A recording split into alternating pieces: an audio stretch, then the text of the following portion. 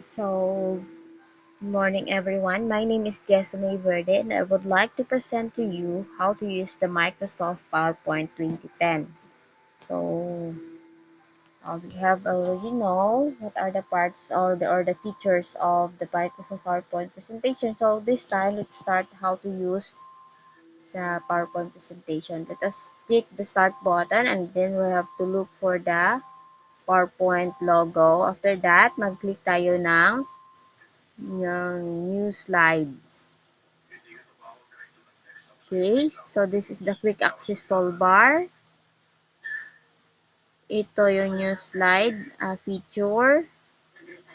Then we have the slides pane, ribbon. Also this is called the slides.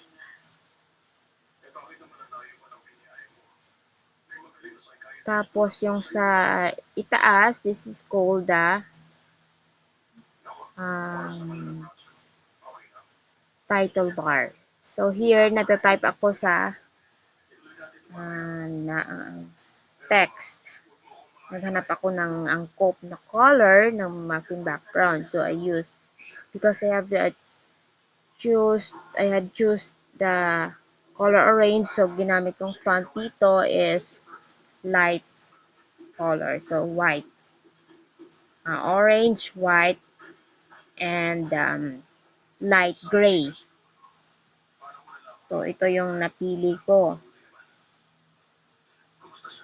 So this is the title of the song. Supposing gagawa ako ng isang presentation sa mga kids that I will be going to teach. So the title of the song is It's Our Science Time. So this is the title.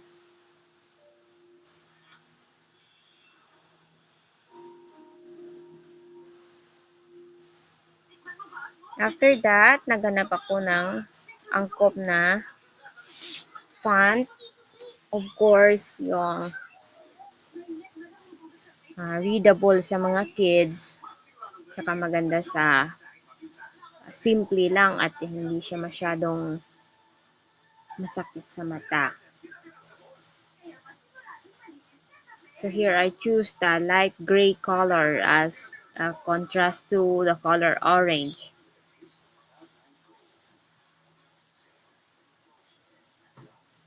So yun ang kagandahan ng paggamit ng ating supplementary colors and using the color wheel.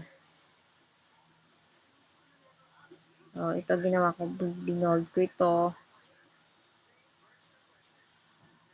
for emphasis. Okay? And also the layout ng aking PowerPoint presentation. Ayan, in-adjust ko lang siya para ma-emphasize yung border ng aking ginawa. So, gaya nito, kinuha ko lang ito sa Google. Saan nag-search lang ko ng circles, colorful circles. Ayan, na-save ko na sa aking pictures as JPEG for clearer na picture. So, ayan ang hanap ako. Insert lang. After that, ninotate ko siya at nilagay ko sa gilid. Hinanap ko yung tamang anggulo na sa tingin ko ay mas nakakaakit siya at mas neat siya tingnan.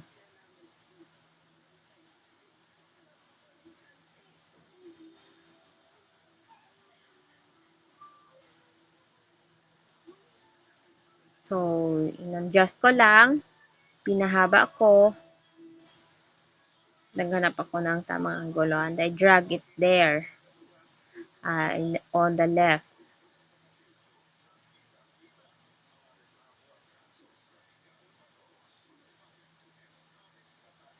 Ayan. After that, I try to crop it para mas neat siya tingnan.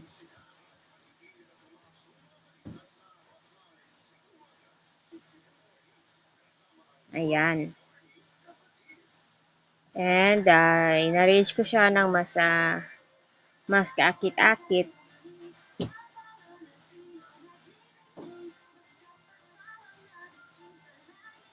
Ayan. Medyo matrabaho siya pero worth it naman ang gawa mo kapag medyo you take the time to para mas maganda yung gawa. Or this time na naman, try ko naman itong paggamit ng chart. So dito, supposing I will be going to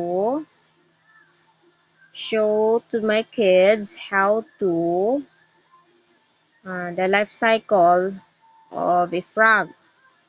So here, naghanap ako ng hindi na ako gagamit ng screenshots kasi screenshots, eto shapes, hindi yan ang gagamitin ko. So, gamit ako dito ng cycle, ng process.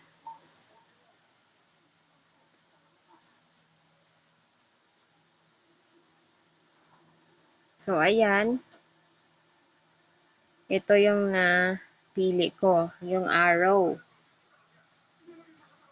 Ayan. So, makikita na merong text tsaka bilog-bilog. So, dito sa text na to,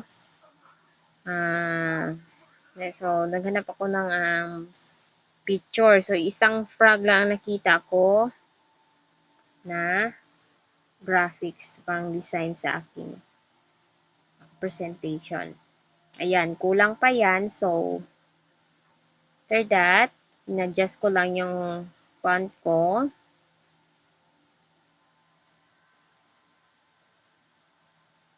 Mas emphasize siya. At I also changed the font.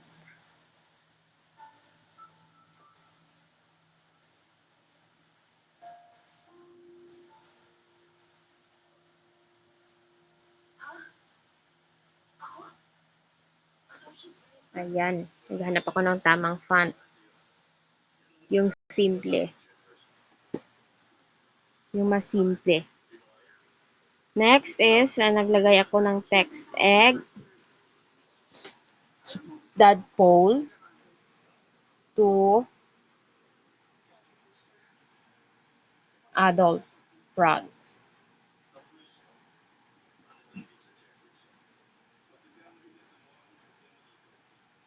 So, ayan, medyo matrabaho lang siya. After that, naghanap ako ng pwede kong ma-insert na picture. So, since hindi siya available sa aking picture, naghanap ako sa aking Google account. Syempre, need ko dito ng internet. So, dito naghanap ako ng egg ng frog. Egg of a frog. Ayan. So, dito, hinanap ko yung relevant na picture. Kumbaga, dahil na dito tayo nakatira sa Pilipinas, so maghahanap ako ng picture na sa tingin ko ay mas suitable sa mga children na nakatira dito sa Philippines. Okay, so naghanap ako ng egg. So, ayun, na-save ko na as JPEG image. Save as download picture. After that, naghanap ako ng tadpole of a frog. So, the same process, ginawa ko dito, naghanap ako ng relevant na picture. Yung sa tingin ko ay angkop sa aking mga audience. So, mas makikilala pa nila na tadpole nga yung nilagay ko sa aking picture. After that, sinave ko lang siya as JPEG din. So, ayan. So, ready na ang aking egg at saka tadpole. So, ang gagawin ko na dito is I have to emphasize yung mga pictures. So, kailangan kong i-balance yung arrow tsaka yung text ng aking PowerPoint.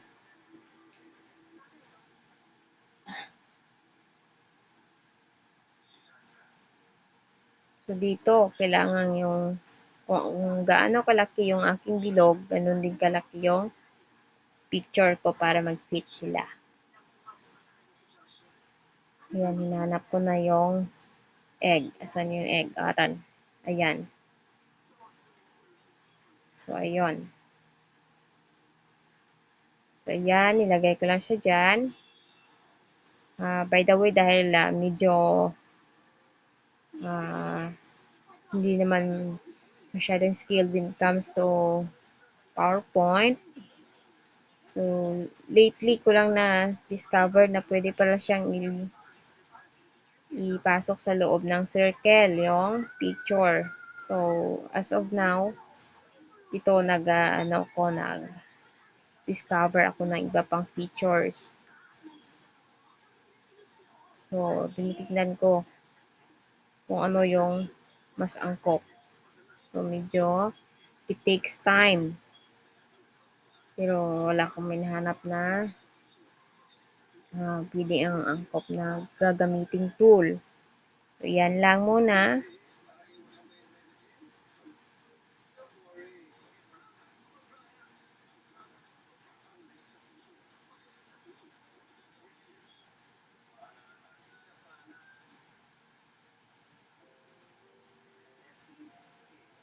Then, the same thing sa tadpole.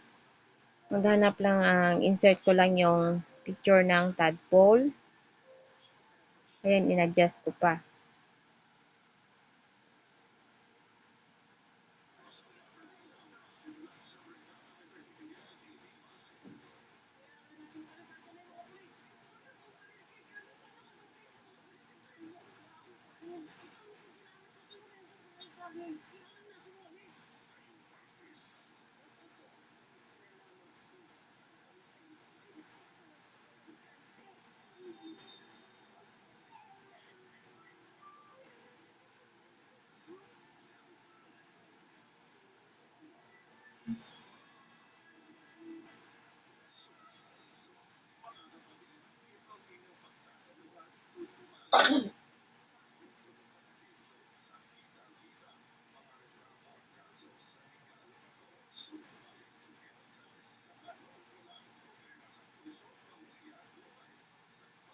Ayan.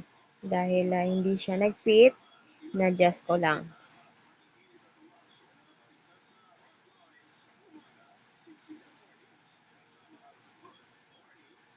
Ayan. Next is nag-insert ako ng tadpole. Hindi ko siya makita. Hinanap ko kung nasaan na yun.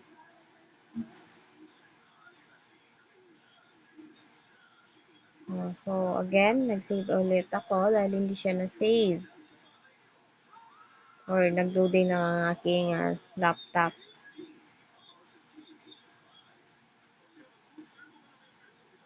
Ayan. Hinahanap ko kung nasaan na yung tadpole. Pwede rin siya dito hanapin sa file name. Type lang ang tadpole. Ayan. Mas madali siyang makita. Then, open. Ayan. Ito na yung tadpole. So, ayan eh. Na-adjust ko lang kung ano yung mas angkop na size.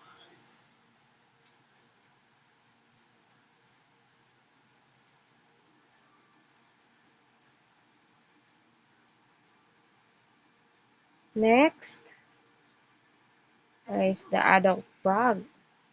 So, anong gagawin ko dito is I have to copy yung adult frog na nasa itaas. So, ngayon, inayos ko muna yung iba pang text. Ayan. Copy and paste.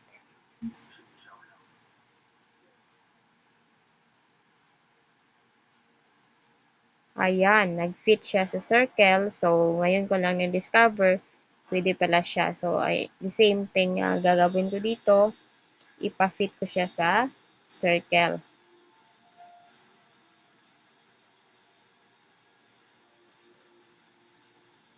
Same with egg.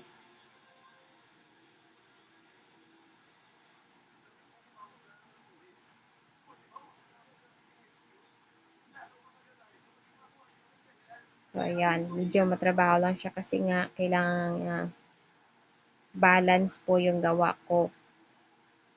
Di pwedeng maliit yung isang bilog, yung isa malaki. So, here, na-design ko na to. Tapos ko na to ma-design. So, I try also the transitions. So, dito mas madali lang kung transitions na to. Pipili lang ako kung anong style ang gusto ko sa transitions. Pwede mong pasayawin yung letters, yung graphics mo, using the transitions and animations. Pero ginawa ko mas simple ang aking gawa. Gawa ng hindi naman angkop na pasayawin ko yung frog. So, ayan, nagawa ko na.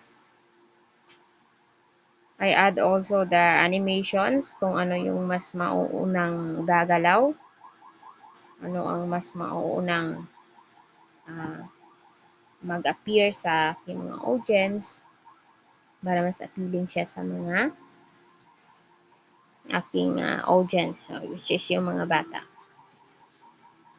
So, this is I thought this is the best strategy to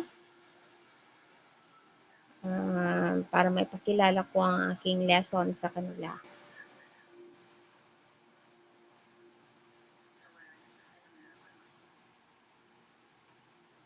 So, pwede ka dito mag-add animations.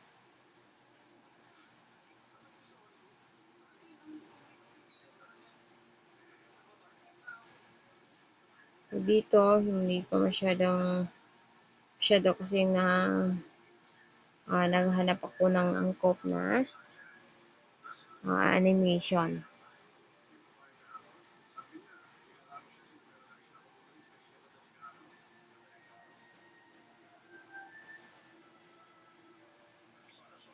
Ayan.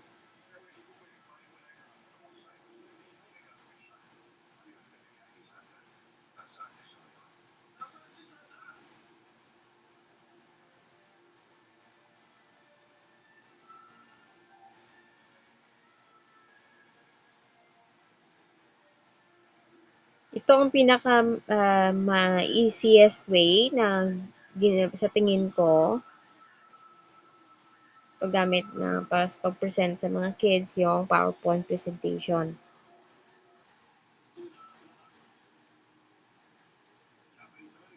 Ayan, pwede siya mag-bounce. So, thank you for listening. This is my presentation. I also tried to use the chart. Dito sa chart na to, tinry ko na mag-present ako ng population ng frogs. So, dito, this is editable. So, this is how I did it. I did my PowerPoint presentation.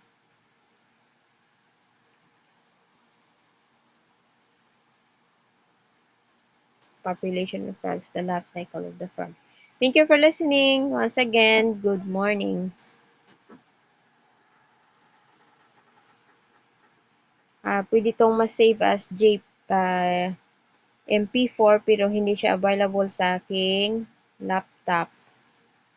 Dahil hindi pa to upgraded ang aking laptop. So far, thank you for the opportunity sa magbigay sa akin ng chance na nagiging part ng training na to. Thank you. Once again, good morning and God bless to all.